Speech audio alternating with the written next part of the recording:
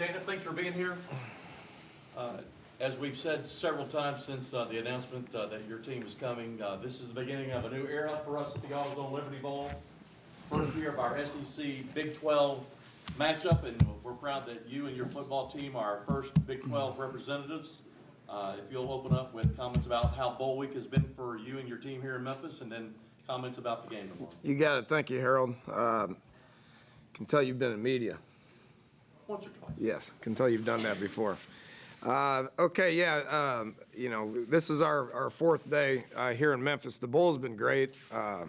Everything that we hoped it would be. You can tell that the Liberty Bowl has done this before. Clearly, they've done it 54 years? 56. 56 years. Anytime the Bowl has that much experience, you know that you're going to get things done the right way. The city of Memphis has been great. Our kids have had a great time here. Going downtown, eating barbecue, going to a Grizzlies game, just walking around, just seeing the sights.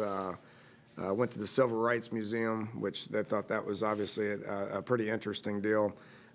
Memphis University School has been great for us. It's just right around the corner right here. The one thing, logistically everything's been on par, which is a pleasant surprise. Not a surprise, but it's something that makes things a lot easier in a bowl. 2 years ago it was pretty tough to get anything done. But now, here we're able to get done everything that we needed to get done. We've had 4 good days of practice. All 4 days we were outside. We were dressed out, going hard, going full speed. Was fairly prepared to play this game a week ago because of how much good work that we had in Morgantown. And then when we came here, we repeated everything. So our guys are in a good place. They're in a good spot, and they've had a great time. We shut things down last night and had a good day of preparation today. Go to a movie tonight, have some meetings, put them to bed, wake up and play the game. So really like where we're at and really appreciate everything that's happened up until this point. So with that, take some questions. If you'll identify yourself and your organization, to ask questions, please. Where you at, Ed? Come on, man. You're always first. I didn't want to be the first for this time. All right, I will. As I was saying earlier, it's not on the quarterbacks. You guys are both playing young quarterbacks, but it's really about other people stepping up and helping those guys out. Can you talk about the conversations you've had with Skylar as he really makes the biggest start of his career? He's handled we had the best Friday practice we've had all year today. And Kevin's right about that. I mean, we got both two young, talented quarterbacks that don't have a lot of experience that I think both of them will, if you look back at his last start, Skylar should show a bunch of improvement. Kyle Allen's is a good young player. From the time that he played his last game against LSU or Missouri, one of those two, I think it was LSU, until the next game tomorrow, he's going to show a lot of improvement as well. 2 young kids that are taking advantage of this entire month to be able to practice and prep. It's going to be fun to see what kind of improvement both those kids are going to make, and I think both of them have a bright future and will continue to improve down the road. With that said, those guys at the quarterback spot's important and instrumental in having success, but everybody around them has to do their part as well. So I do agree with that, but with that said, anxious to see what kind of improvement both of them have made. What kind of improvement do you hope this game can act as a springboard going forward, especially the opportunity for another win this season?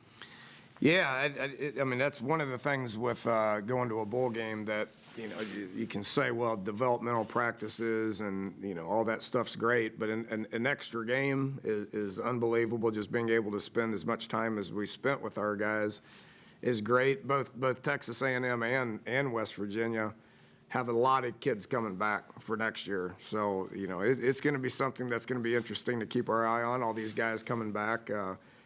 Being able to play another game. I think we got 9 starters on defense coming back, and we're going to have about 7 on offense coming back. So that's a lot of guys that are able to play a 13th game that we can continue to evaluate those guys, and they can continue to show improvement. So Getting a win here would definitely springboard us into next year in the right frame of mind. And you seem really pleased with where the team is now. Was there a danger that they peaked a few days ago, or do you think they're peaking at the right time? No, I didn't because we gave them time off. We practiced for a whole week in Morgantown. We did a whole game prep week. We lost a little focus at the end because they knew they weren't playing, and they knew they were going to have some time off. So we gave them four days off. I think that's the right way to do it, especially because we got so many kids that are from Florida, Texas, Georgia, North Carolina. We've got a lot of kids that aren't from West Virginia. So I wanted to get them home so where they could spend time with their friends and their family, wake up on Christmas Day, and then come to Memphis, not have to go back to Morgantown when they can just come to Memphis. So it worked out logistically pretty good. My concern was speed of the game and timing. And, we went out there and practiced 4 days in a row, and I've been happy with the work that we've got. So I think we're exactly where we need to be able to play this game.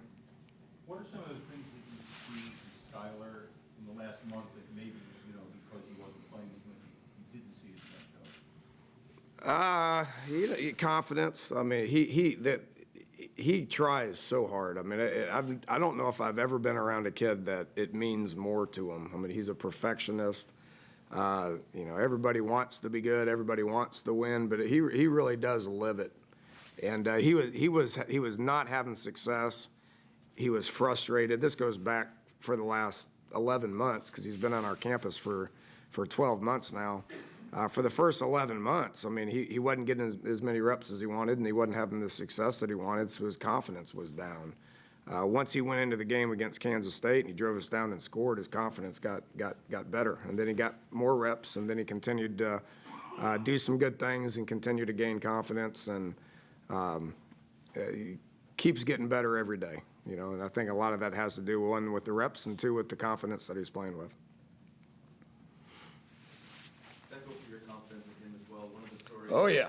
Mark was telling yesterday was that first drive against Kansas State where they were trying to get him to check out of it. He says, "Trust me." Yeah, 100%. You don't know how guys are going to do until they get in there and play.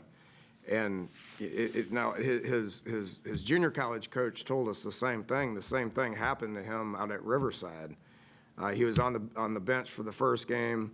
Halftime of the second game, they didn't really know how he was going to respond. They put him in there, and then he ended up just taking it and running with it, and won, I think, 11 straight games after that. So, with us, when Clint went down at halftime against Kansas State, I said, well, I mean, we were losing 21-3 at that point anyway, so I was like, geez, maybe he'll give us a spark. And he went in there and he gave us a spark.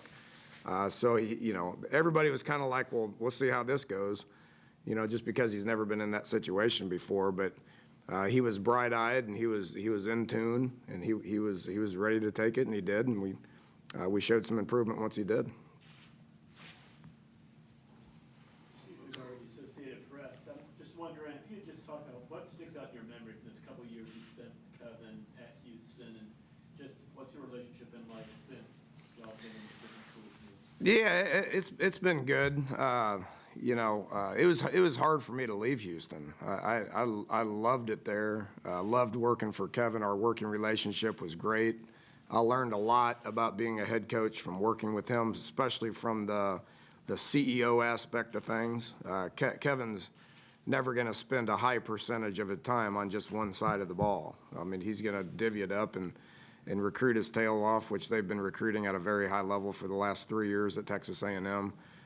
He's going to do a great job with the boosters. He's going to oversee what's happening on special teams, offense, defense, coaching staff-wise. I mean, he's a true true CEO of a program, and so I learned a lot of that stuff from him. Didn't really want to leave just because our working relationship was so good. Left to go to Oklahoma State just because I saw an opportunity, and obviously it paid off for me. So we've always remained friends, and we'll hate each other for about 3 hours, and then after the game, probably give him a big hug and go about it. Owe him a lot. He was instrumental in me getting this job at West Virginia. You know, he's the one thing I did want to mention is, I've thanked him endlessly for this, but he talked to Oliver Luck, his relationship with Oliver Luck, because of when Oliver was at the Houston Dynamo, Kevin was at the University of Houston. So them two had a pretty good relationship, and he talked to Oliver and called me and says, you owed me one. So I guess I still owe him one. John Wilson with KBTX TV. Along those lines, what will it be like tomorrow to look across and see him on the other side of and Jake too? Oh, I could care less, to be honest with you. I mean, there's so many relationships in this game. You know, I mean, as soon as I found out we were playing Texas A&M, I mean, the phones were going back and forth from me and Kevin and me and Jake and all that. So it's neat. This week's been neat, bumping into him and being able to spend time with him. But he said the same thing 2 years ago. His first year at Texas A&M, he looked across the sideline at his former boss, Bob Stoops. You know, so I've looked at Mike Leach over there on the sideline. I've looked at Mike Gundy over there on the sideline. I mean, it happens quite often in college football. Once that handshake's over before the game, you ignore what's going on over on that other sideline. So it is what it is. It's not the last time it's going to happen as well. Dana, once Quint was ruled out, what kind of role was he having with the team, and how did you talk with him and try to help him get through it and process it? Well, I mean, he's realistic. You know, I mean, he knew this was going to come to an end, probably pretty quick. So the fact that we got 10 and a half games out of him is big. You know, just going through what he went through last year. We went through the same thing last year. He worked his tail off to get him in as good a shape as he possibly could. And this is no secret to anybody. You could see him deteriorate throughout the course of the season. It's what his body makeup is. So he's been preparing himself for this. He knew it was going to come to an end at some point, and knew the coaching career was going to get started pretty quickly. He's not a coach for us right now. I mean, he's a player. He's a teammate. He's a team captain. He's a starting quarterback. I mean, that role has remained the same. He's a great teammate. He's been good for Skyler because he can stand out there. And I don't need Clint's information because I got Shannon's information and Ron's and J1's and Lonnie's. I mean, that's my information. Where Clint's good is Clint's out there and he's been in Skyler's shoes and he can stand behind them and see things and they can talk. And so when Skyler comes to the sidelines, he's going to have a pretty good sounding board on the sideline to be able to, discuss what happened and discuss what they got to do to go out and be successful. With all the improvements you guys made defensively this year, what's the one area you're happiest with on the defensive side? Our secondary, Coach Mitchell and Coach DeForest both have done a tremendous job of those guys getting better.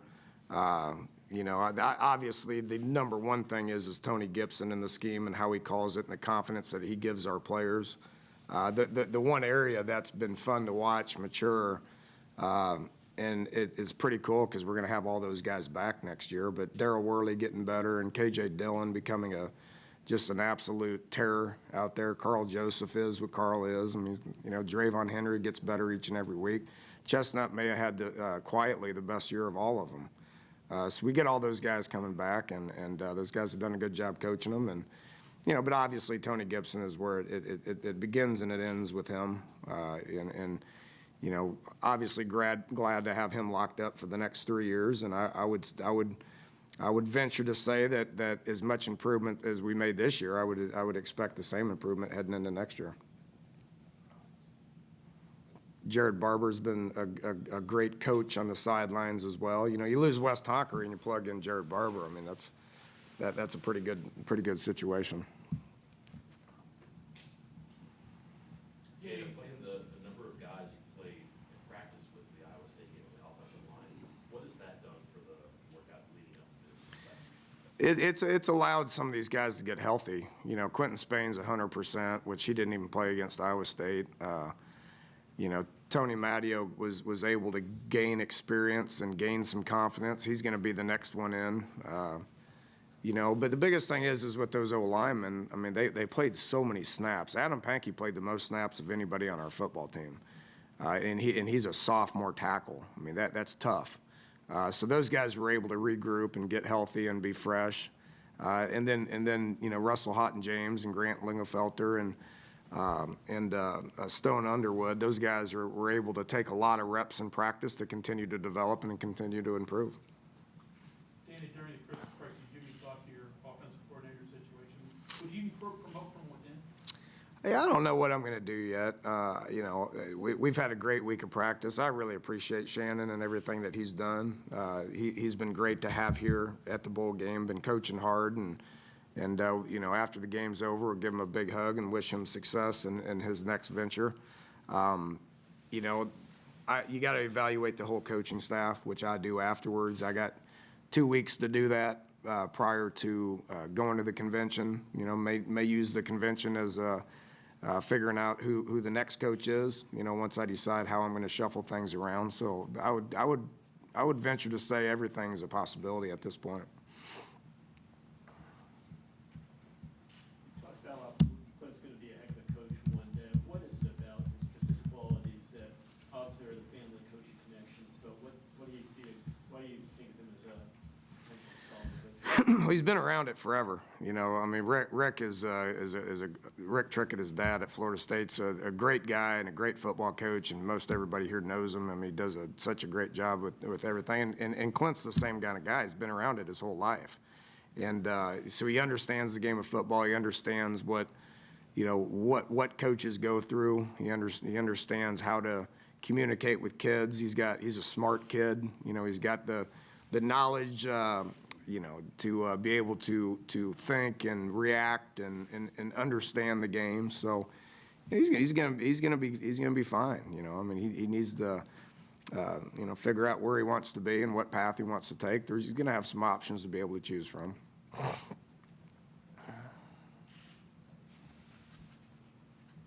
Anyone else? Dana, going back to what we touched on last night, we went through this with Kevin, the Memphis questions that we've got to ask all visitors. So for equal time, we did this with Kevin before.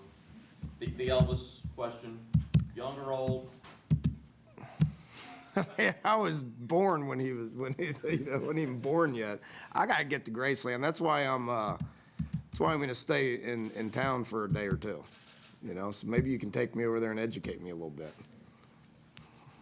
The ribs, because it is about the food and the music here. Yep. Wet or dry ribs? Dry ribs for sure. Anyone in particular? Well, that's the other thing. You know, I'm going to get to a couple of these other places here in the next few days. Good? Good enough. All right. Did you have another question? Okay. Dana, thank you. Awesome. Thank you, guys. Appreciate it.